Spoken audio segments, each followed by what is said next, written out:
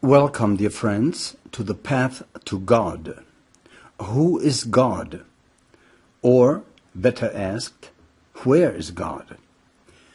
God is beyond the world of appearances, of transient appearances. The Book of Light teaches that hell, earth, and heaven are transient, no matter how long they may last. So any attachment to the world of appearances will separate you from God. So whatever you are attached to, be it taste, touch, smell, thought, is a wall that separates you from God. So in order to experience God empirically, yourself, truly, you come closest to it in meditation, when you sit or lay and observe everything, including your breath. Thoughts may come and go, disturb you, old memories, painful memories, joyful, and yet you pay no attention to them in the sense that you want to disturb them or that you want to suppress them. Don't do that. Just observe. And as you observe, sooner or later they will vanish. And what remains is God. It may take you months or years, but that is connected together with the Book of Light, closest that you can come to God. And then you will know and understand that you yourself are God in the making. Of course, all this may be new to you, and so I beg you that for the time being, you may leave your own opinion aside. Just listen to what I say, and then judge yourself. Could it be or not? The Book of Light is the proof in itself for those who have eyes to see, ears to hear, brain to think. So when we walk the path to God, we should be able to understand where do we come from, how do we come from that God, and in what position are we now, in what situation? And are we on the way back to God? Yes, we are. And to enable us to walk that path as painless as possible, this is why the Book of Light is here. First of all, there is no beginning and no end of the universe, as, by the way, science thinks and as religions think. This is, from science, a misunderstanding because they don't know the other half of the teaching, which is spiritual, and religions who think, including Islam and Christianity and others, that everything has a beginning and an end. This misunderstanding is based on wrong translation. We will see to that point. Now, there is no absolute beginning and no absolute end. Because if there would be an absolute beginning, a little boy could ask, what was before there?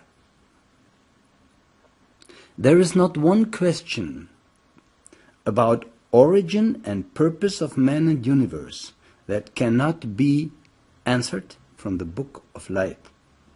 So when there is no beginning and no end, how then did everything come into being? By reawakening out of latency into manifestation. Over and over and over again it happens. Manifesting, casting off all forms, returning to the source, to God, again being pushed out, but mainly by own will, by ignorance, not knowing about the painful situation in transient world. Just look around here in this world today, and you will see it is hell. Although there are lower astral realms of hell, but this is close to hell. So let's not be too negative. Let's just concentrate on that point when everything awakened again. Let's take one period, Maha Manvantara, we call it in the Book of Light, Sanskrit, period of activity. Out of a period of latency, Pralaya. Now that reawakening, according to the Book of Light, happened about 150 trillion years ago. And it will be, in about 150 trillion years, everything shall disappear again into God. Entire length of one Mahapralaya is 311 trillion 40 billion years, where the spirit, now we must be very careful when we use the word spirit, and we will repeat that importance of the word, of the term spirit, because that is maybe the most misunderstood term in the entire world. But for now, let's say when the spirit manifests, falls into matter, then the forms appear. There's an evolution process, there's a creational process, and then everything disappears again into God. But in higher consciousness than at the moment of reawakening. So like we in the morning, at evening, go to sleep. When we sleep, in the morning we awaken again. We are the same person. Yet for us, that morning is a beginning, relative beginning, we could say. We will see that that has to do with a structure that is the true structure of every form in manifestation, no matter how different it may be now. And this is an oval structure. The entire universe has oval structure. Your aura is oval. A planet is oval. There are no completely circular planets, but they have an oval form, because an egg-like form. And here we come into contact with terms that will be explained over and over again, but we have to begin with something. And we can say it has to do with a breath. It is a cosmic breath, an exhaling and an inhaling. And because that is a cosmic breath, appearing of the universe, disappearing of the universe, that is why you are breathing too. And everything else in the universe, every atom, is expanding and contracting. Because we are inside a cosmic breath. And also something shocking maybe, something you have never heard before, I'm sure. But as we now know, there is no Big Bang and Big Crunch, no absolute Big Bang and Big Crunch as science thinks, but a reawakening of forces into manifestation. How many beings are there in the universe? What do you think? You mean you couldn't almost count them? Right you are, and yet I tell you there's only one being in the entire universe, and that being is the universe. And we call it Adam Katman. And we are part of its limbs. Christians say the body of Christ, you could name it differently. One being is in manifestation.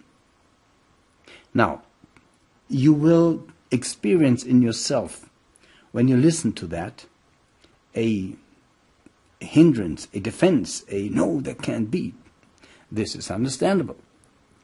For thousands, 100,000, millions, billions of years, mankind has been led into one direction of thought and of thinking, understandable, because it was in a state of consciousness where they were rather ready to believe than to know. But we are now in the age of Aquarius, and we are in the age of knowledge. And so we change step by step, little by little, from believers into knowers. This is a process, dear friends, which will take hundreds and thousands of years. But somewhere we must begin, and we begin with the Book of Light. And here we are. The deity, or God, as you call it, is unrevealed all the time. In order to really know God, and not some jinn or some higher spirit or some angel, but God, the source, you would have to detach from everything in desire, from everything, and from the highest angels of heaven, the highest bliss. This is what the Buddha reached, complete detachment. And then you will be God. And strange and astonishingly enough, you will then be able to leave God or the source and have power over all beings and levels in the universe. And you will not abuse that power, because you have been detached, and your message will be to also help others to detach and not to suffer any longer from transient appearance of body, emotion, mind, soul, and so forth. So this is truly occult, and yes, we are occultism. But in the positive sense, occult means secret. This, dear friends, is a teaching that has been hidden long time, millions of years. Now with the help of the Ma Chohan, it is revealed again. Glory to the Book of Light. Now there is time, there is space, there is mind, all these things. Let's look at time. What is time? You're just aware of a change of form. And to divide it into sections, and you say it's time. But here is the first, and I can use that term again, shocking revelation maybe. What the religions say about their God. If you ask them, who created God? Muslims and Christians will tell you no one. God was always there. We say that too, but we say more. Everything is, was, and will be always there, and will change form periodically according to trishna or desire. What is this everything? It's a Holy Trinity. It is God, it is all beings, and Mula Prakriti. This Mula Prakriti is root matter, the essence of all material forms that you may see in hell, heaven, and on earth.